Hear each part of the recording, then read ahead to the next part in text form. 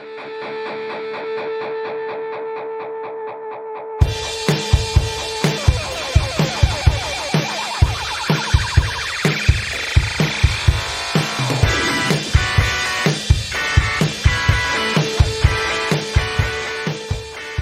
to the Student Ministry Podcast. This is episode 60, and I'm your host, Steve Cullum. And today we're going to be talking about some programming adjustments that I've been making recently in my ministry, especially in light of COVID and the quarantine times and all that sort of thing. This is actually kind of an update from last year when I shared some programming adjustments in episode 42. So if you did not catch that, make sure you do go back at some point and listen to episode 42 so you'll hear all the different programming adjustments that I made last year. But then we've kind of just continued those and kind of evolved some of those and made some additional adjustments based on quarantine and based on COVID stuff and based on just the opportunities we have moving forward from all that. And so we're going to get into that in just a little bit. But before we do that, I want to thank you guys so much for continuing to listen every month. And sometimes we have multiple episodes a month. And so thank you so much for continuing to come back time after time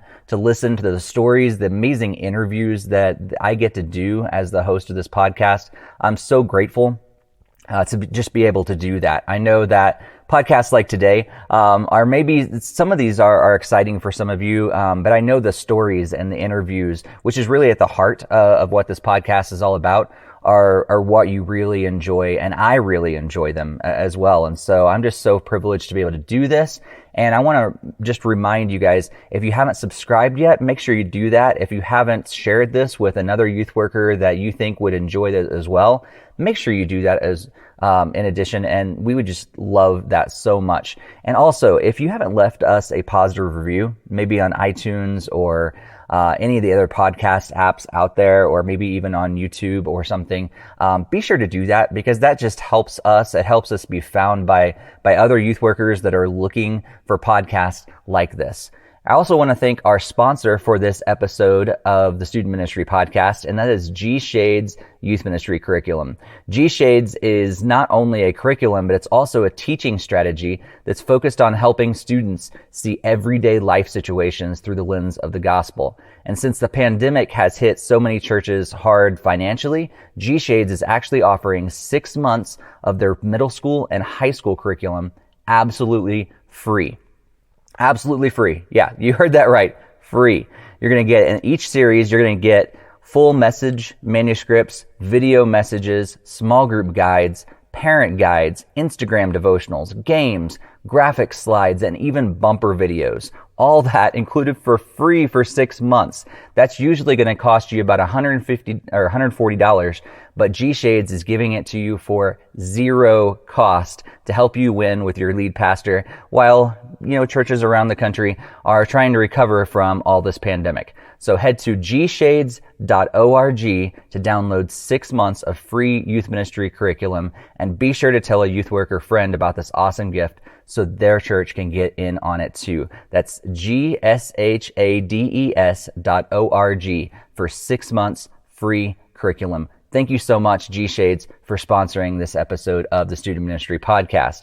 And I also want to make sure that you guys head to YMX in just a couple weeks. October 22nd and 23rd is the Youth Ministry Exchange. This is kind of the replacement, if you will, for the National Youth Workers Convention. We talked all about it on the last episode, episode 59, with Crystal Chang, and she told you all about that. So if you missed out on that, be sure to head back there. But you can find the link to register in the description or the show notes for this podcast, and just click that link. And when you head over there, not only will you be using my affiliate link, which is kind of cool, but I can save you $25 off the cost of your ticket just by using the promo code STEVE. That's capital S and then lowercase TEVE. So make sure you head over to there to register for the Youth Ministry Exchange. It's going to be a great online conference. Orange is coming together for it. Download Youth Ministry is coming. Fuller Youth Institute and many other amazing youth ministry organizations coming together to put this on, and it's going to be a blast. So make sure you check that out. Like I said, links down in the description, the show notes and everything, and you'll be able to click on that link and use the promo code Steve with the capital S to be able to save $25 off your ticket. Thanks so much, Orange, and all the rest of the organizations for doing that for our listeners. It's so awesome. So with all that out of the way, I want to just talk about all the programming changes that we've been making at my church. So kind of a brief overview of what we did last year. We actually shifted to change our large group program and our small group program to become two different programs. And so last year we were able to do large group on Sunday nights, and we did middle school on the third Sunday of the month and high school on the first Sunday of the month. And then we did small groups every Sunday morning at the two different hours of ministry at our church. And it worked, and it worked well, and I think we accomplished a lot of things. We were able to focus a lot more on small groups, which was really one of our biggest goals, was to put a lot more emphasis on small groups. And our small groups really started to thrive. We saw a lot of growth with that. And it actually helped us to transition once COVID started happening in March and everybody got quarantined. We were able to continue our small group ministry just by simply moving it online. So everything, all the small group leaders already had their curriculum and their material and everything, and they were just able to shift that onto Zoom or Google Hangouts or whatever. And it was actually a pretty smooth transition for us. And we decided not to do anything large group because in the beginning we weren't sure how long it was going to last. And here we are 7 months later and it's still going on. But we really thought that it was really just going to be what students really needed was a connection point, because they weren't going to be getting that. And so we were going to be able to just provide that via small groups and just do that online. And for the most part, they worked pretty well. Of course, some students really struggled with that and everything, but we saw that across the board, right? You probably saw that at your church as well. And we did some game nights and things like that to be able to gather students as a larger group throughout the middle of the week and things like that. But yeah, the small group focus really helped us thrive, and our students thrive even in the middle of COVID, because they had grown so close together, and those leaders had already gained so much responsibility for their groups that it just made a lot of sense. And so I was able to just help them with the technology and things like that. But summer came, and we really struggled a lot to keep the students engaged. They were really they were not really connected as much as they would have liked them to. Their small group leaders would have liked them to be. And they were just kind of burnt out, as I think a lot of students really were across the country and maybe around the world. Just about, Zoom fatigue had fully set in, and we really only had a couple groups that were really wanting to meet online on a regular basis. Some of them had started meeting back in person, and some of the regulations and things like that started to lift a bit, and they were able to start meeting in houses and things like that. And they were doing pretty good. Summer camp came around, and we had to pivot like so many other ministries out there. And we decided to do a local summer camp that was basically a hybrid sort of a deal between staying at home and worshiping and hearing the teachings and everything online with a few other churches around the country. We did that in partnership with WorkCamp NE. It was a longtime sponsor, actually, of the Student Ministry Podcast. And then we went out and served in our community throughout the day. And that was awesome. We sent out several different small groups, and students in small groups. There wasn't necessarily their small group, but we sent them out in small groups with leaders, and they were able to just serve in so many great ways. And it was an awesome experience. But at the beginning and the end of the week, we had already planned to do a bonfire, kind of a kickoff and a closing sort of thing, just to get the students together, because we hadn't been together in like 5 months as a youth group, and they were wanting it so bad. And so we did that, and it was awesome. But in the middle of the week, we had some high school students approach me and say, hey, can we get together at least one more time, maybe Wednesday night at one of the local parks. And I told them, I was like, actually, that sounds really good. And I let them run with it in terms of student leadership.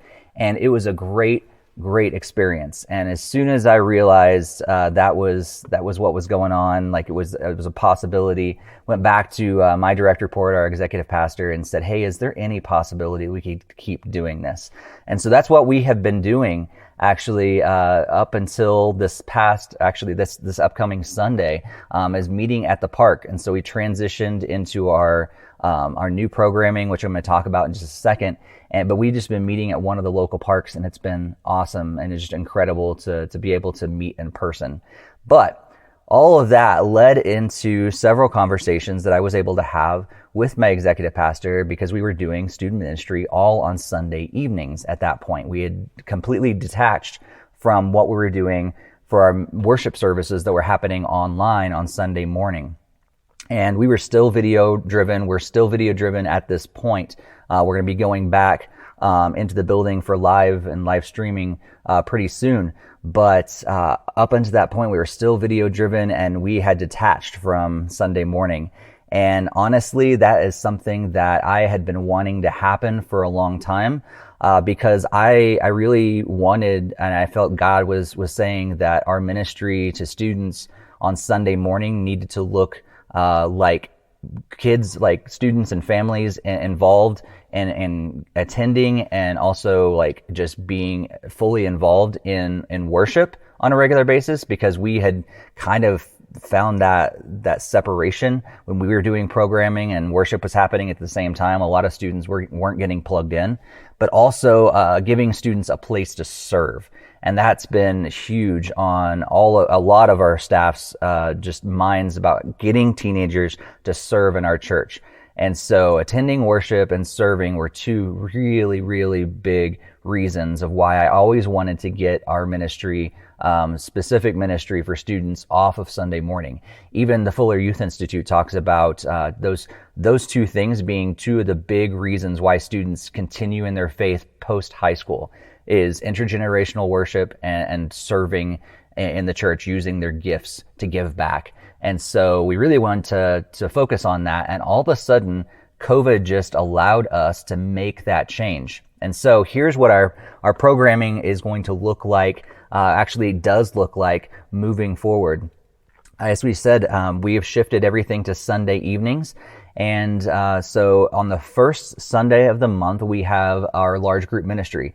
And it is kind of, I know some churches call it a one night or something like that. Our large group experience is really designed for the new person, for students to bring their friends and get to experience fun and games, a little bit of worship, a little bit of teaching that's like not super deep. It's the point of it really is for everybody to have something to take away from it, even if you don't know Jesus yet.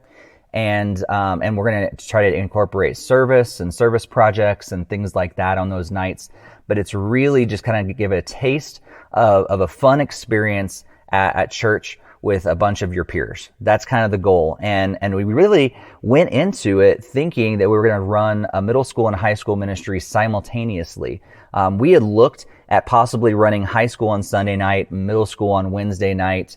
But it just, like, in our culture, I talked to a lot of families, and they said, yeah, right now we have a lot of extra time because of quarantine and everything. But we really think once things kick back into gear, Wednesday night's going to be tough to make that a priority all the time. And so we decided to put both ministries on Sunday night, and really had the intention of keeping those ministries completely separate, maybe some crossover here and there, but having simultaneous ministries, programs running for both of those ministries on Sunday night. But yeah, our high school students were the ones that actually led the way in telling me that, hey, what if we did this together? I really think the middle schoolers bring a lot of energy. It would give us an opportunity to connect with some of those middle schoolers. We've made friends with them in different ways. And so it was really awesome to hear our high school students, some of our older high school students, really leading out and wanting to be with the middle schoolers. And so we're actually, as of now, we've run 2 of those large group programs, both in September and October, and we have been together for the majority of the time. because we felt like everything that we'd be doing is basically the same for both of those ministries anyway. And so why not combine, get more numbers, get more energy in the room, and really provide those high school students with an opportunity to connect like they wanted to, but also being able to see some of those middle schoolers lead like in worship in our student band, and get to see high school students worshiping with a middle schooler leading, and just all the really cool dynamics that can happen. And so we're gonna keep an eye on that and see if it's ever there's ever any problems or things we need to address. We can always kind of create a separation there, but I think we're going to try to keep a lot of things very fluid and flexible, and try to keep them together when it makes a lot of sense. And so that's the first Sunday of the month. The rest of the Sundays of the month are going to be small group nights. And so that means like second, third, and whenever there's a fifth Sunday, we're going to have small group nights. And both large group and small group do run for 90 minutes. And that was another benefit of moving off of Sunday morning, is we are able to not be tied down to that hour-long service, worship service. Now we have the flexibility to go out to a 90-minute program, which means the first 15 minutes is going to be kind of some purposeful activities when they come in, kind of getting everybody connected and everything. The next hour will be either large group or small group programming, and then the last 15 minutes is kind of a hangout, open gym kind of time, just really allowing them to kind of decompress or whatever they need for the rest of the evening. If a small group needs extra time, that's okay. But running that basically 15 minutes at the beginning, an hour in the middle, and 15 minutes at the end is kind of our basic structure. And so the benefit is that having middle school and high school together on those large group nights has been cool, but then they're able to, we separate our small groups into grade and gender-based groups. And so they're still able to dive in into the Bible and everything with their age group the rest of the Sundays of the month. And so it's not like they're combined all the time. And that's really been a huge benefit, I think, to be able to get the best of both worlds in a way. And so that's what we're doing. So in terms of programming and what that looks like, what we're covering, our curriculum and things like that, what we've decided to do for the first 5 months of our large group program, so September through January, we're actually picking up an XP3, an orange series called It's Personal, and it covers the story of Zacchaeus and covers 5 different ways that Jesus got personal with Zacchaeus. And it's been awesome. We just finished up part 2 of that. I won't call it week 2 because it's really month to month, but it's part 2. And so that's we're stretching that 5-week series over 5 months because it's just once a month. And then on the small groups, we decided to not tie our large group and our small group stuff directly together. Sometimes there'll be some overlap, but we decided to separate those just a little bit because of the purpose behind both of those programs. And so our small groups have actually been doing a different XP3 series. It's a 4-week series of kind of a Bible overview. Just kind of talk about the big picture stuff about the Bible, how we can see God in the Bible and the importance of context and things like that, before we jump into a 12-week series in the book of Mark. And this was really kind of just some insight into what was going through my mind. I was really struggling on what to do this year in terms of our small groups, and trying to tie it together with large group, or should I not? I wanted to give small group leaders some freedom over what they talked about in their group, but I also wanted to make sure that we're all on the same page and heading in the same direction. And that's a really hard tension to have sometimes. Maybe some of you are also kind of in that boat, and that's a place that you struggle with a lot, because we don't want them completely going rogue necessarily, but we also want them to have some freedom, because maybe a 12th grade girl is going to be struggling and going through some different stuff than a 6th grade boy, and everything in between. So how do we stay for the most part on the same page but give them some freedom? And all of a sudden it was just the Holy Spirit, I think, speaking to me, and I realized that we can just do this in a more traditional kind of Bible study sort of thing. And so I found some resources online. I picked up a Bible study, a small group Bible study from Download Youth Ministry on the book of Mark, and it's 12 weeks long. And so we're just going to be doing that, skipping the large group weeks and Christmas and things like that. But yeah, they're going to be really diving into the book of Mark. And then I'm going to be supplying them with a bunch of different resources, like from the Bible Project, and from YouVersion, and also got N.T. Wright's Mark for Everyone devotional and commentary for all of our leaders, and really just setting them up as much as we can to thrive as a Bible study leader, because we really want small groups to be discipleship focused. And so helping them to really understand who Jesus is and how they can grow in their relationship with him, which they're totally going to be able to do, hopefully, by studying Mark. But then being able to focus more on that new student and bringing new friends and more on the fun idea, but then getting them connected, and then the front door kind of idea that Andy Stanley talked about in some of his books within that large group program. And so really going together hand in hand with that, but then also really encouraging students, if you haven't gotten plugged into Sunday morning, we want you to go to worship. We're going to try to have, once we get back in the building, we're going to try to have a student section in both of our worship services and try to set right up front. We did that during our outdoor worship services this summer, and it was amazing. And so we're going to basically try to kind of take that same idea into their worship center when we're able to meet back in person again, and give students just a place to belong on Sunday morning, because we want them to feel connected, but we know that there's some teenagers that just maybe won't come to church unless they know their friend's going to be there or someone else is going to be there. So with that in mind, we also want them serving, and I've told a lot of people this, I want students everywhere. I want teenagers everywhere on our campus, serving everywhere. Because the truth is that we don't have, maybe your church is different, but we really don't have a lot of brand new kids that are just kind of walking off the street on Sunday morning. Most of them are just sleeping in. But a lot of times the kids that come on Sunday morning that are brand new are usually being like dragged there by their parents or grandparents or something like that, kind of forced to come to church on Sunday morning.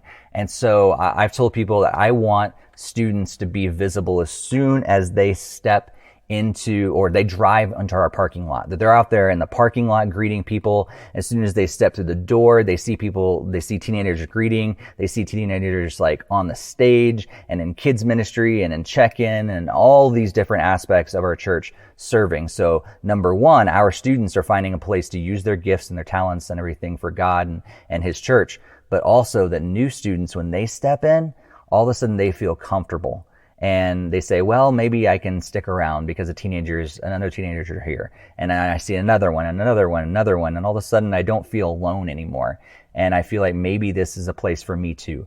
And all of a sudden they go to worship, and there's a student section. And of course, we're not going to force them to sit necessarily with the student section. Some of them may prefer to sit with their families, or their families prefer them to sit with them. We want to give that an option, because we want students to feel connected and comfortable when they are at our church. Now, some of you are probably also wondering, what am I doing around online and that sort of strategy? To be completely honest with you, I am still trying to figure that out.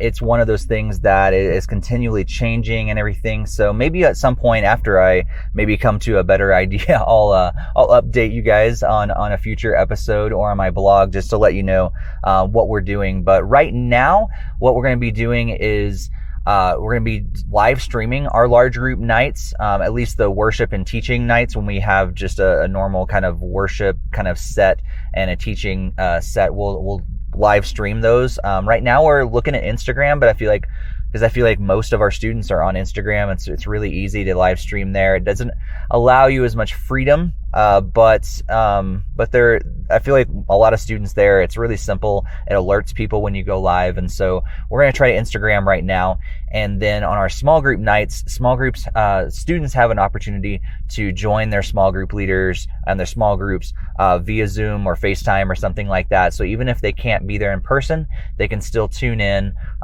through video call. We're experimenting with future stuff, maybe eventually having an online small group or something like that. I'm also recording kind of short snippets of our, like a recap version of our large group messages and putting those on our YouTube channel. So we're really experimenting a lot with what we're doing with online ministry, with student ministry. So that's kind of being an ever-changing, evolving, growing area for us. But that's kind of what we're trying right now. That's kind of the big overview. There's a lot of different pieces. We're going to be trying some different things this year as well, experimenting with some midweek things here and there when we can, when restrictions allow us to do that. We've actually started up a student leadership small group, which has been very helpful in a number of ways. They're not only helping me plan for our large group programs and kind of think of big picture kind of stuff, but we're looking at leadership stuff from the Bible together and really diving into scripture a little bit more than they would be able to in their regular small group. And this is especially helpful for a couple of our students who are high school students that are leading as a middle school small group leader. And because those small groups run at the same time on Sunday nights, they've had to choose whether they want to be in their own small group or be a small group leader. And so if they have chosen to be a leader, then they can actually be involved in this additional small group on Wednesdays with me leading, and that's been a really cool experience. I've loved to be able to this opportunity that I've gotten to be able to lead a small group again. And so if you're in student ministry and you're leading a lot of different things, but you kind of lost touch with teenagers, maybe a leadership small group is or a leadership team or something like that is a way that you can actually get back in touch and leading them directly on a regular basis.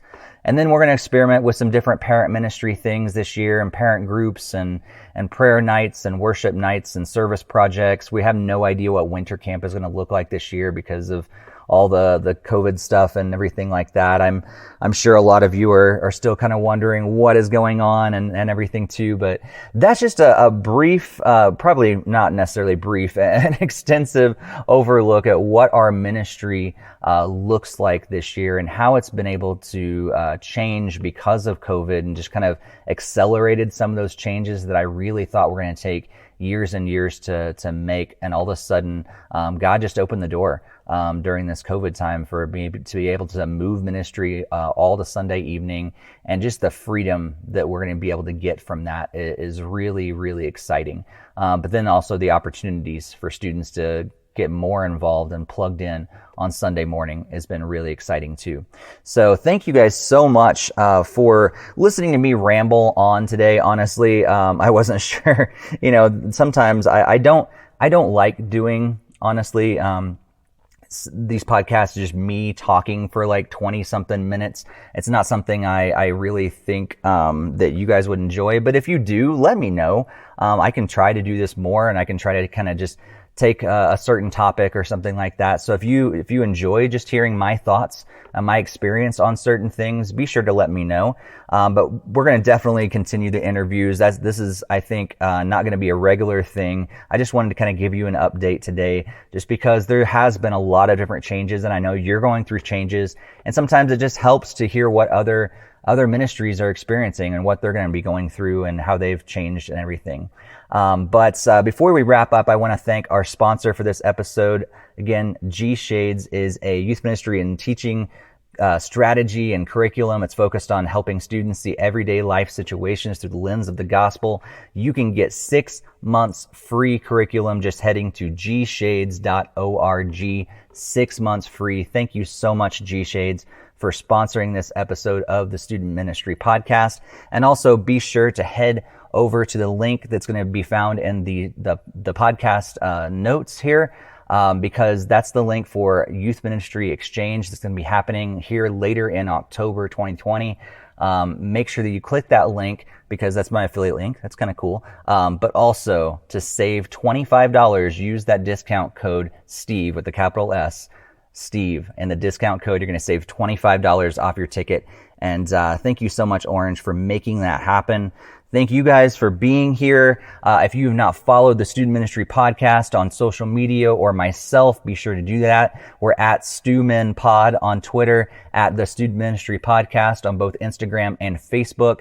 And then I am at Steve Cullum. That's SteveCullum on pretty much every social media out there. So make sure you follow me and connect with me, especially if there's someone that you know that we need to be interviewing and talking to in a future episode. I would love to hear that from you. Love getting recommendations from our listeners. We've had some of our best interviews have come from people that I don't know, but they've been recommended by listeners. So if someone else is out there that you know of that's doing an amazing job of doing student ministry, pass their name on to me, pass their contact information on to me, because I would love to have them on a future episode of the Student Ministry Podcast. Well, with all that being said, thank you guys so much for tuning in to episode 60, and may God bless your ministry.